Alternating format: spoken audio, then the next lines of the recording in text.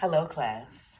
My name is Belinda Hull, and today we're going to talk about marketing, why it's important in small business, and we're going to show some really vital information that is A, low cost, B, effective, but you have to start with a plan. Let's get started. So, having a marketing strategy, and that's what I mean, is you have to have an outline. Just like this slide describes and kind of shows in the image, that there has to be one main goal, and then there has to be smaller entities that are going to go into it, tie it up with the bow, right? So, with doing that, you have to have marketing strategy. And within the strategy, there's planning, social media, web design, research. What have you done? Basically, what we've done so far in this class. So, with that being said, social media definitely is going to be one of the big ticket, low cost items on this list. So, from there, I want to explain to you guys what SMART stands for. And this is what is going to be the catalyst of some of that decision making and that quantitative decision making that we'll talk about a little bit later.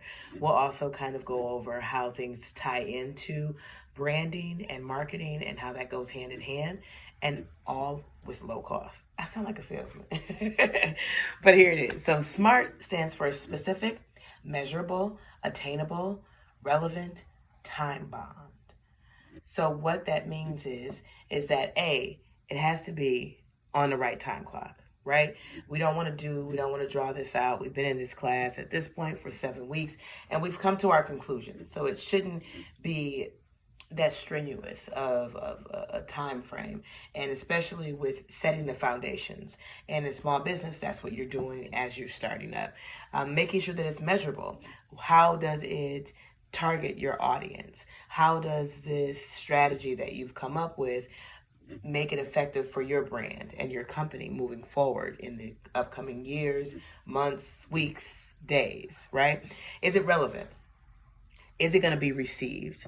Are we TikToking it? How is it working in your business? And then also, is it attainable? Are we reaching too far ahead and not being realistic?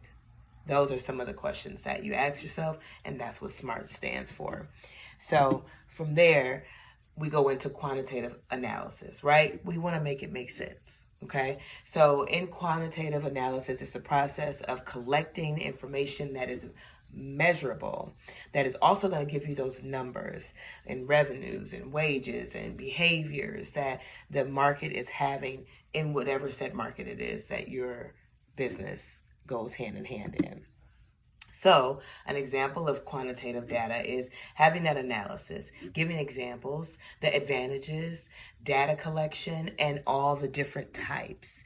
Because, see, as you're looking at things from, your view, being the business owner, it may not be globally, right? You're not really on top of it, looking at it. So once you get some of these things strategically planned and put that decision making in place, then you're still moving, and it's becoming something that is original. It's normal. You also have data that you can go back and share with those shareholders and investors or individuals that, want to know your plan for your business, for even in the future. So, big data. That's what this really is about. And that also goes hand in hand with branding, right? So, how is that important? Here's a short video that I want you to watch. It's one of my favorite movies. And it is the elevator pitch that I don't think anybody else supersedes at this point. So, take a look at this video and then we'll come back.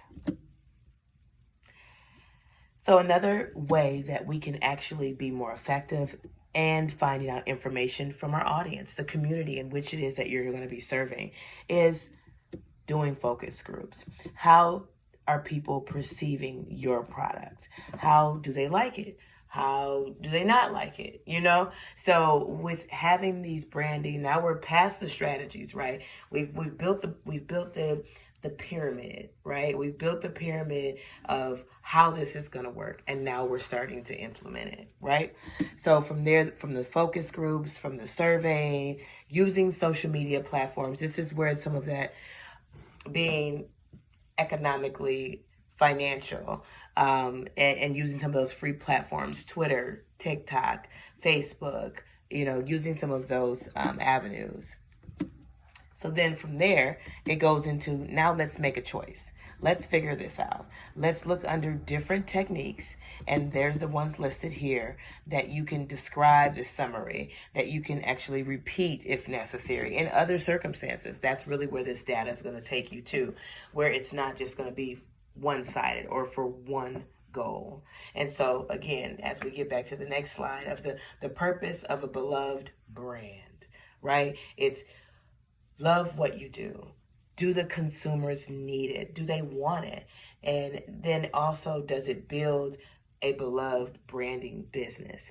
So once you put this stamp of approval on your business, it's going to really highlight and show, okay, you know what? Even if it's not all the way a need, it may be a want, or it may be something that they've invested in, that they're invested in their brand. I know me personally, I like workout attire and working out. So there's a brand, Fabletics, and I have basically sewn into their brand that I will support and I want to support even on a monthly subscription basis. So this is where a lot of that beginning stages of building that pyramid are going to come in.